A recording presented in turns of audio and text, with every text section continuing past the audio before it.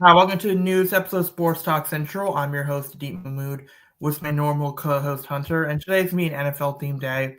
Basically, a Deebo Samuel trade, the Matthew Stafford and what that could mean, and some combine. So, Deebo Samuel gets traded to the Commanders for a fifth-round pick. It's pretty fun. It kind of looked cheap to begin with. It kind of looked like a small price to begin with, especially when you consider that the Cowboys traded a fourth for Jonathan Mingo for Mingo last year, and I think Jahan Dotson, it was a third round pick for him, but I thought that maybe multiple teams weren't willing to pay off the remaining money on the contract, because I think that's what $15 or $22 million cap hit, or somewhere in that range. What are your thoughts on the trade? Yeah, I think this helps Washington quite a bit. I know the Steelers were looking at him and I know they called on him, but I just don't think he was the right fit for the offense that Arthur Smith wants to run this year. And I also don't think they're going to make their move at wide receiver until they figure out their quarterback situation. But you look at the Commanders' offense, it's already really good. Jaden Daniels is already one of the best quarterbacks in the league after this past year.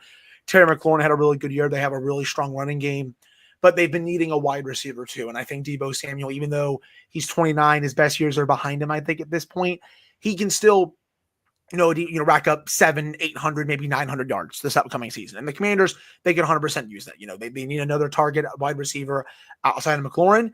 Gave up a fifth rounder. They got De'Ami Brown, who's a solid threat.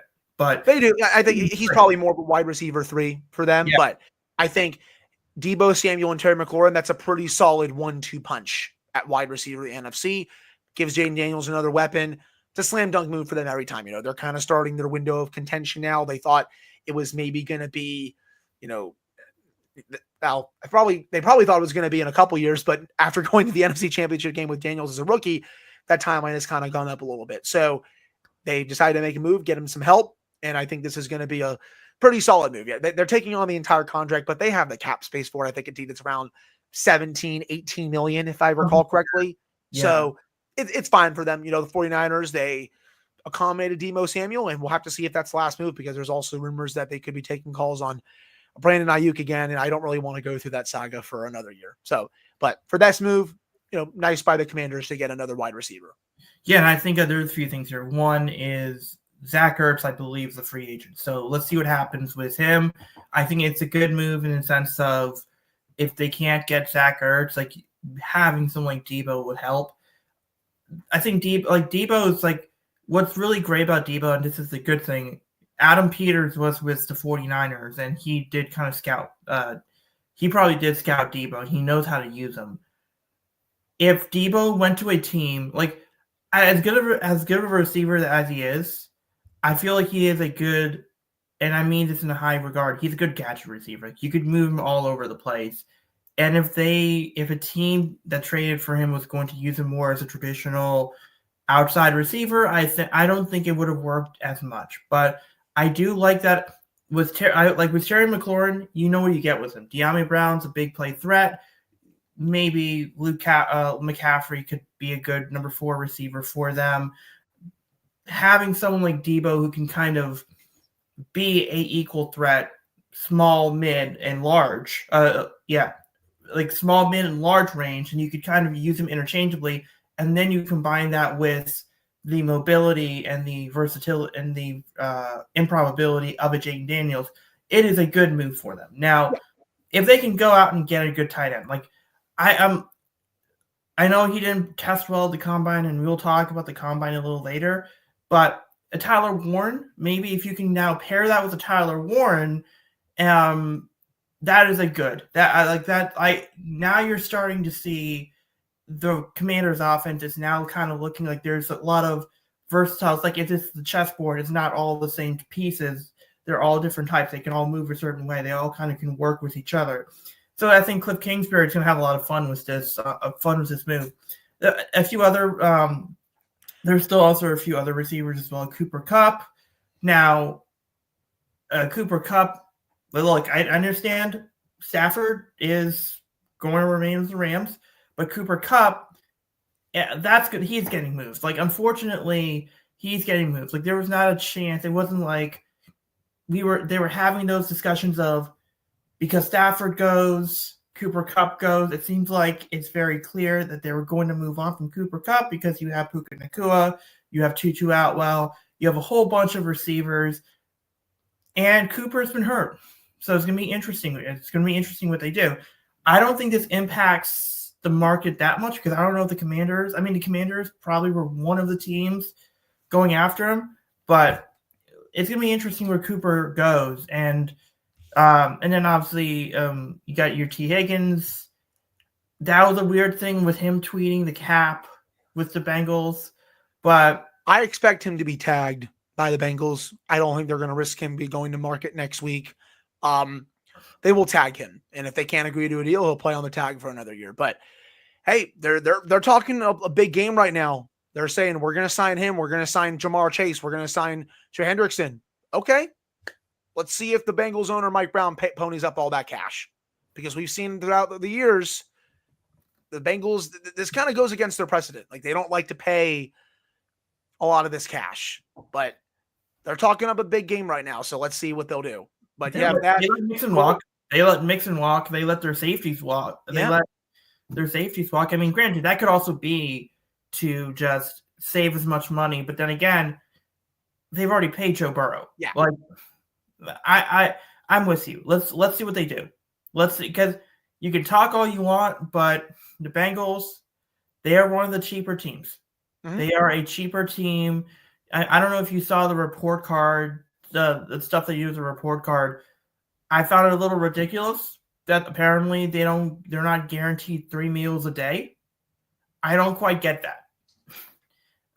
But that's the Bengals. I mean, where do you think Cooper Kupp, Devontae, what market do you think they have now? Devontae, I think, will follow wherever Aaron Rodgers goes. I mean, whether that's the Giants, because I saw that this past week, whether that's the Raiders, the Vikings. Well, I don't think it's going to be the Vikings because J.J. McCarthy is going to be the starting quarterback there. But whoever it is, I think Devontae Adams follows him.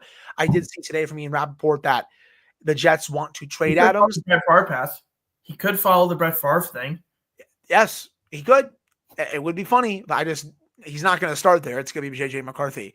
I mean, maybe Indianapolis to give Anthony Richardson some competition, but I think he would probably win that competition, in my opinion. But with Devontae Adams, I would just say good luck to the Jets trading him. That whoever trades him will be taking on a boatload of money.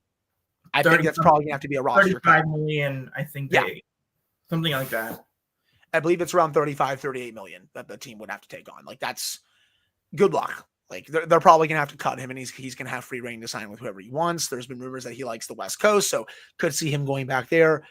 Cooper Kupp will have to see. I'd guess maybe an AFC team. I think the Steelers are in on him probably. You have Cortland Sutton potentially out there in trade talks. That would be interesting if the Broncos don't want to extend his contract. He just had a really good year. Discussed Brandon Ayuk a little bit. Rappaport was saying that he could be on the market once again, coming off the torn ACL and MCL. So could see a pretty big wide receiver market here, both in free agency and trades over the next week or two. Remember, the negotiating period opens next Monday, not tomorrow, but next week. And the new league year starts in 9 days. So this is going to get pretty busy here. Rodgers, though, I'm still not sure what's going to happen with him. I think if I had to guess right now, maybe the Giants, because the biggest thing, they're desperate. Like, I think they know that if they don't win this year, Brian Dable and Joe Schoen are fired. Like, I think they know that their jobs are on the line this year. Yeah, I think here's the problem with Aaron Rodgers. I don't think he is a team's first choice unless you're really desperate. I don't know if he's a team's second choice. Maybe third or fourth choice. Like, if you can't get player X, depending on what the team is, go get player Y. If you can't get player Y, okay, now we'll talk to Aaron Rodgers. It's just, I don't know what the market is for him. It would be really funny if he went to Vegas for a year or two. Like, that would be really funny because you would have Brady as a minority owner, Pete Carroll as the head coach. I believe Chip Kelly is the offensive coordinator there. Now, granted, I could see maybe, and once we talk a little bit about this when we talk about the combine, maybe Will Howard goes to the Raiders, at least as a backup. Like, at least as a backup, because I believe Chip Kelly was at Ohio State for a little bit. So he does kind of know Will Howard a little bit. But That would be funny. I have no idea. I mean, Giants just seem like the most logical fit. A media circus for another media circus. It would be funny if he went to Cleveland. I don't think he would. I don't think the finances will work there. But man, like Deshaun and Aaron Rodgers would be funny. I just don't think. I mean, I don't think Deshaun's going to play another down for them, though. To be no. honest, And apparently he might be hurt. I believe he might be hurt or something. That's why I brought Aaron Rodgers' name. Right. Up. Could they bring in? Could the Browns be in? I think they're going to be more in on Kirk Cousins if he gets cut. I think that's that. But also, I think they're going to draft a quarterback. Yeah. I'm not sure how desperate they'll be in free agency. I think they will take one of Shedeur Sanders or Cam Ward. And I think the Giants are going to be going after one of the veteran quarterbacks. Yeah. Whether it's Kirk Cousins, whether it's I'm kind of hoping he goes to the I'm kind of hoping that Kirk Cousins goes to the Giants because I don't know if you know this, but the Yankees have a pitcher named Jake Cousins. And Kirk Cousins' cousin is Jake Cousins. Huh. So having Kirk Cousins and Jake Cousins playing in New York at the same time, I think that would just be a fun story. And it would be helpful. I mean, there's some appealing things like throwing to Malik Neighbors or Bill. Like if you also think about it, whoever gets Kirk Cousins is probably getting him for 2-3 years. Like nothing too long term with him. So he's a good fit for a team that needs someone. Granted, he's not what he was before. Yeah. So we'll do that. We also want to see if he gets cut. Like they've been kind of talking about, they might keep him as a backup. We'll have to see if they do that. Like because if they do cut Cousins, they're going to owe him a lot of money, and a team can just sign him for the minimum, like the Steelers did with Russell Wilson. Like he was already getting so much money from the Broncos. There's like, okay, I'll just sign for the league minimum for 1 year. Like I think Kirk Cousins would do that exact thing. But if you want to move on to Matthew Stafford, that was the most obvious situation. Like we all knew how that was going to play out, right? Like he literally used two other teams. I know the Steelers were interested. I don't think it got to the point that the Giants and Raiders did where they were talking contracts, but he literally used two teams as leverage. He was like, okay, I'm going to talk to you guys. How much would you pay me? Okay, great. This is what you would pay me. I'm going to take that back to the Rams and see what they think. And the Rams were like, okay, we'll just do something maybe close to that. Okay, deal. We have a deal. We're not going to trade you. That is literally what the situation was. Yeah, I don't think he wants to uproot his family, and that's the other. He doesn't want to. I know the Giants and the Raiders were interested, and it makes sense. Like those teams are desperate for quarterback help, and I think Matt Stafford is one of the probably 7 best quarterbacks in the league right now, despite being 37. He's fantastic, but he was never gonna get traded to me. Like he literally used those two teams to negotiate a new contract with the Rams. He did not want to uproot his family. He definitely didn't want to go out and play in the cold in New York during the November and December months. That's for sure. The Raiders, at least they play indoors, but still, it was always, I think for me, the Rams are nowhere. And it made no sense for the Rams to move on from him. You were only a few plays away from going to the NFC Championship game and playing the Washington Commanders. Why would you even think about moving on? It was just it got to a weird situation at a couple of times, but in the end, logic prevailed and they got him back. Like we'll have to see what the contract looks like because I think they're getting him still at a little bit below market value, but I still think he used those two teams to basically negotiate a new restructured contract. Yeah, two things. One, do I think Matthew Stafford should be making as much as a Lamar, Patrick Mahomes, Josh Allen, Joe Burrow? Probably not, but he more than 100% deserves to be paid more than a Trevor Lawrence type. Yeah, like so. I think he's gonna be whatever he gets paid, well earned, and it should be like because you can make an argument he is underpaid. Like he is severely underpaid.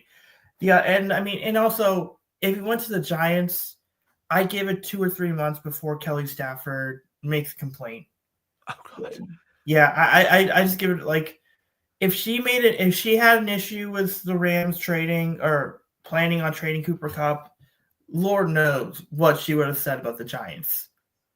But also Alaric Jackson I think it was Alaric. No, the Rams re-signed one of their offensive linemen to a 3-year, $57 million deal. It's worth noting So right now, it looks like the Ravens are nearing an extension with Ronnie Stanley potentially. We'll see. I think those two are going to set the market. Those two will set the market. I don't know. I feel like Ronnie Stanley could get in that 3-year, $57 million range at this point because he still has those injury concerns.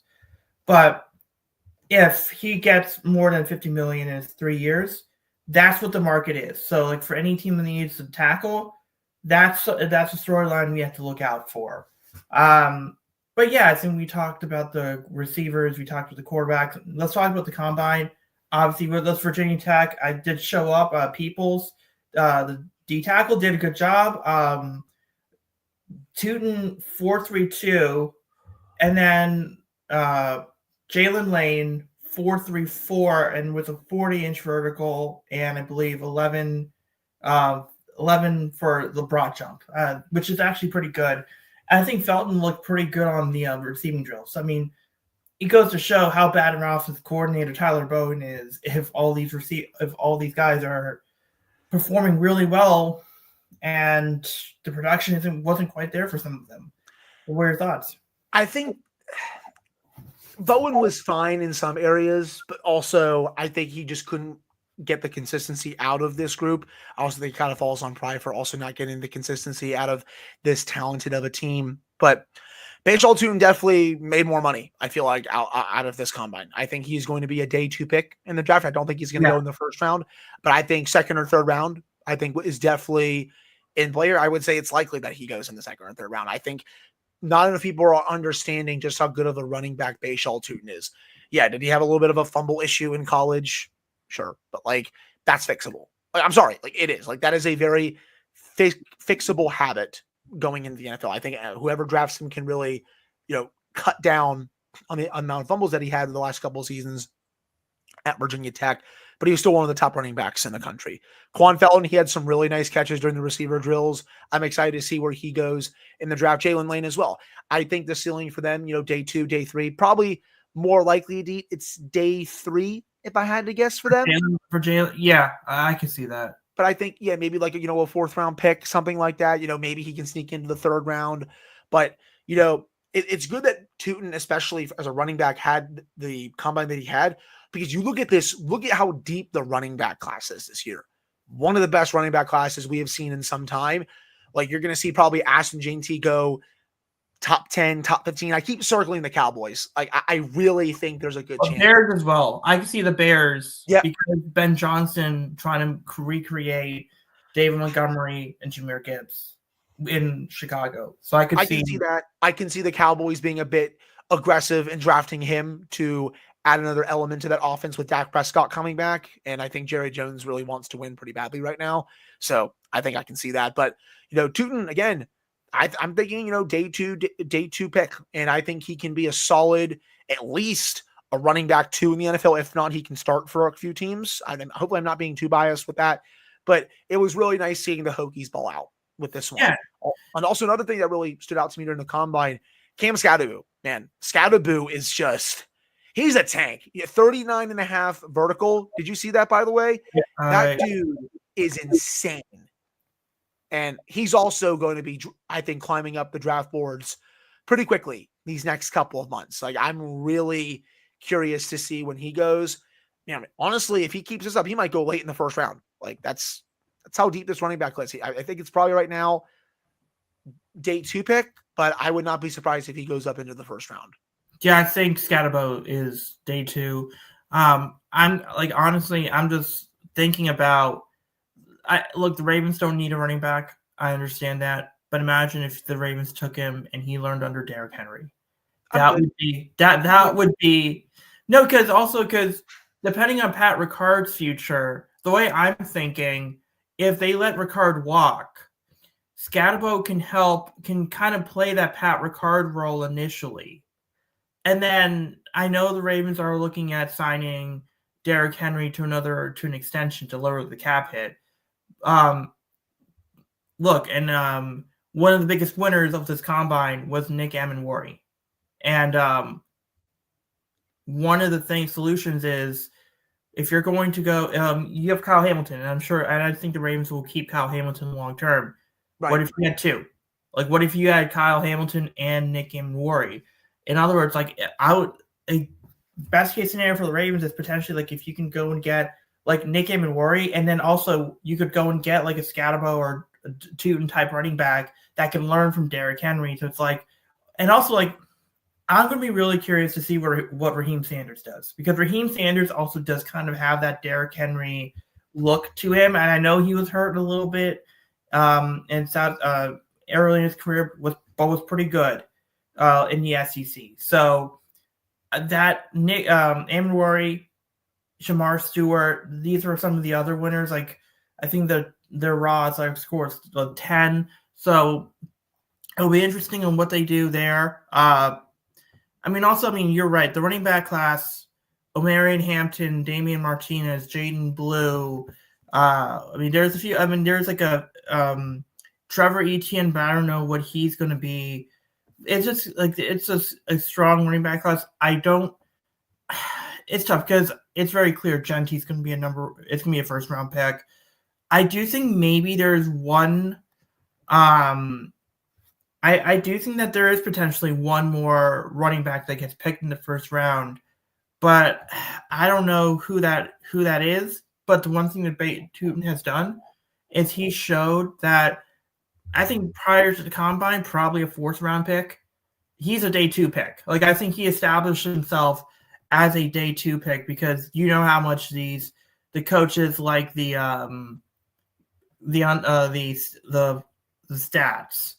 But then also you have like Travion Henderson. You have and then you have the other Ohio State guy as well. So they do have their, looks like they're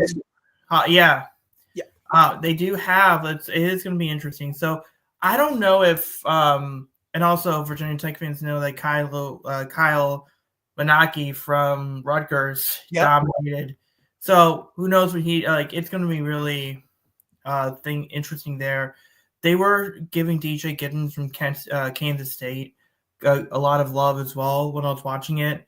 But yeah, those are just, and then Jaden, and yeah, so there's a few winners there. It was funny that there was a guy, Ulysses Bentley the fourth from Ole Miss, ran a 4.62. I did not think someone with the last name Ulysses, Bentley, would run a 4.62 Like, you would think run faster, but whatever. Some of the wide receivers I thought were pretty. Nothing too significant there. I think the guy from Oregon, the guy who's like 154 pounds, what's his name? Like Washington? No, Tez Johnson. Yeah, I think he was a bigger loser because he was productive, but here the issue with him is 5'9", 154, 9-inch hands. 5'9", 154. You would imagine like he needs to really be fast for teams to like him. I still like the guy because I still think he's got that versatility in him. And I don't know what are your thoughts on that guy, on Tez Johnson from Oregon? I think he's still a good player. I think he's going to be picked probably, if I had to guess, day 2, day 3, somewhere in there. I don't think he's a first round pick or anything like that, but I still think he can be, a good player in the NFL if he keeps his development up. I know, the combine wasn't his greatest, but they have the pro day coming up, and I think that can also really turn some things around. I think people forget just how important pro days are. In my opinion, I think pro days might be even more important than the combine, if you ask me. Yeah, and I think it's just with him, I think that there's a lot to like, but I think that maybe I would have liked to see a little bit more speed or maybe more physical traits to look up on. But yeah, and then also I think we some places have called Tyler Warren a loser for it. And then also like it's going to be interesting, like with guys like Will Johnson and in the cornerbacks we did talk about, and then I think Shamar Stewart is going to be pretty highly. I think he's going to be a first round pick. But were there any guys that caught your eye on the combine that we haven't talked about? Honestly, no, not really. I'm just curious to see which quarterback goes first, to be honest. I think right now I'd probably say Cam Ward goes before Shadur, but hey, we'll see. I'm also excited to see what the Titans do with the top overall pick. Are they going to trade out of it? Are they just going to take Travis Hunter, best player available, something like that? Or are they going to move down and go get some more picks? I'm really curious to see what happens over the next, well, not really 2 months now, but month and a half. It's going to be really fun race here. And especially you got the pro days coming up. It's going to get pretty busy here pretty soon. Yeah, and also I forgot to mention James Pierce, the pass rusher from Tennessee, ran a 4.47 40. So that's another, depending on how legitimate the character concerns issues are with him. And so you do again, it's really important. It's really important that while we do look at some of these numbers to give you a good projection, we do have to see the tape because Jack Sawyer looked really good, but are people going to look at his arms and say it is too short? So it's going to be really interesting what they do. It's going to be so, and so I think that one to show on that note, there wasn't really much to talk about. We'll be back 2 weeks from now.